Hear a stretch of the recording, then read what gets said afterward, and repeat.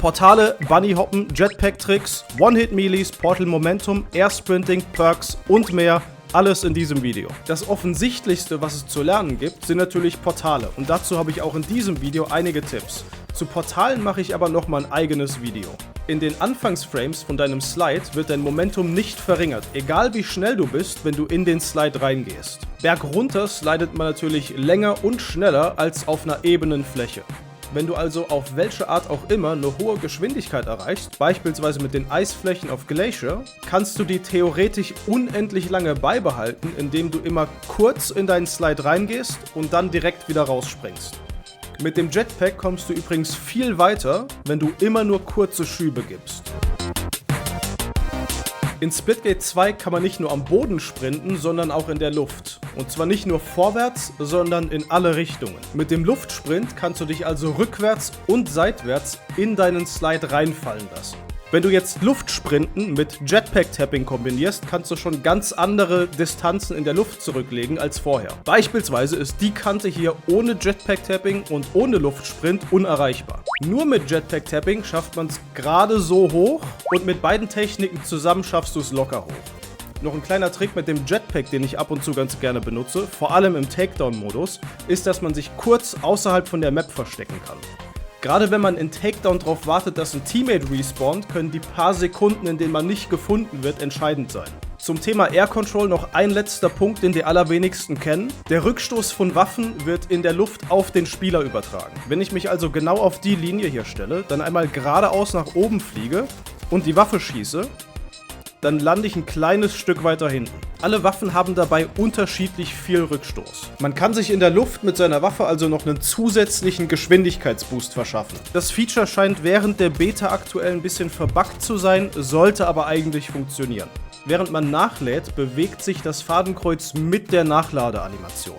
Das ist deshalb wichtig, weil das gerade in hektischen Situationen dazu führen kann, dass man eine weit entfernte Portalwand verfehlt und man deshalb den Tod kassiert. Deshalb beim Abhauen am besten das Nachladen immer erst dann anfangen, wenn du dein wichtiges Exit-Portal schon gesetzt hast. Für das Porter-Portal gibt es noch einen sehr nischigen Trick, der mehr nice to have als wirklich praktisch ist, aber kann für einige lustige Plays sorgen. Sobald das Porter-Portal nämlich mit einem anderen Portal verbunden ist, hat es Kollision. Das heißt also, man kann draufklettern.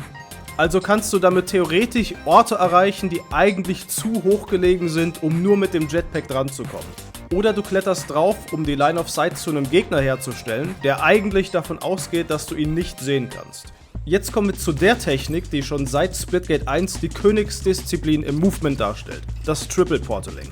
Dafür gab es über die Jahre schon viele verschiedene Begriffe, Portal Skipping, Portal Chaining, Pixel Walking, aber Triple Portaling hat sich über die Jahre durchgesetzt. Wie funktioniert also der Spaß? Damit das Ganze überhaupt möglich ist, musst du entweder intelligentes Portalwechseln aktiv haben, wenn du wie standardmäßig beide Portale nur auf eine Taste zugewiesen hast, oder du weist jedem Portal seine eigene Taste zu.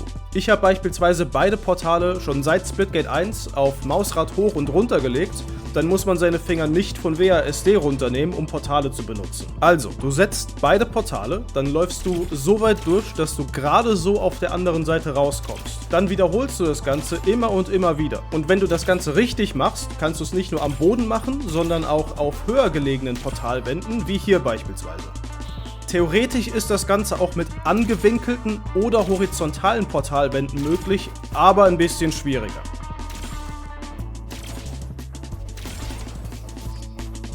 Wenn du so also Portalrouten auswendig lernst, ist das mit Abstand die schnellste Technik, mit der man sich über jegliche Map bewegen kann. Portale behalten übrigens auch dein Momentum bei. Deshalb gibt es auf einigen Maps diese Portalwände am Boden, mit denen kann man sich nämlich quer über die Map katapultieren. Dein Eintrittswinkel beeinflusst dabei deinen Austrittswinkel. Wenn du höher fliegen willst, hältst du W bzw. vorwärts gedrückt. Wenn du flacher auf der anderen Seite und mit mehr horizontaler Geschwindigkeit rauskommen willst, hältst du kurz vorm Eintritt S bzw. rückwärts gedrückt und in dem Moment, wo du durch das Portal gehst, wieder vorwärts. Und denk dran, dabei noch den Luftsprint zu benutzen.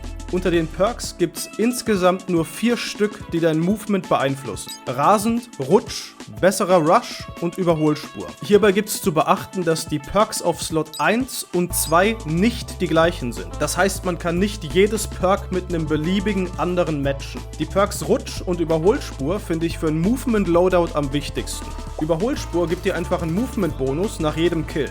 Der Rutsch-Perk sorgt nicht nur dafür, dass man länger und weiter slidet, sondern gibt dir auch viel mehr Kontrolle darüber, deinen Slide zu lenken. Der Schaden von Nahkampfangriffen skaliert mit deiner Geschwindigkeit. Mit den ganzen Techniken, die du jetzt also gelernt hast und mit Jump-Pads natürlich und Launch-Portalen, kannst du dich so schnell bewegen, dass deine Nahkampfangriffe zum One-Hit werden. Je schneller du dich bewegst, desto mehr Schaden macht also der Nahkampfangriff. Und das war soweit alles zum Thema Movement in Splitgate 2.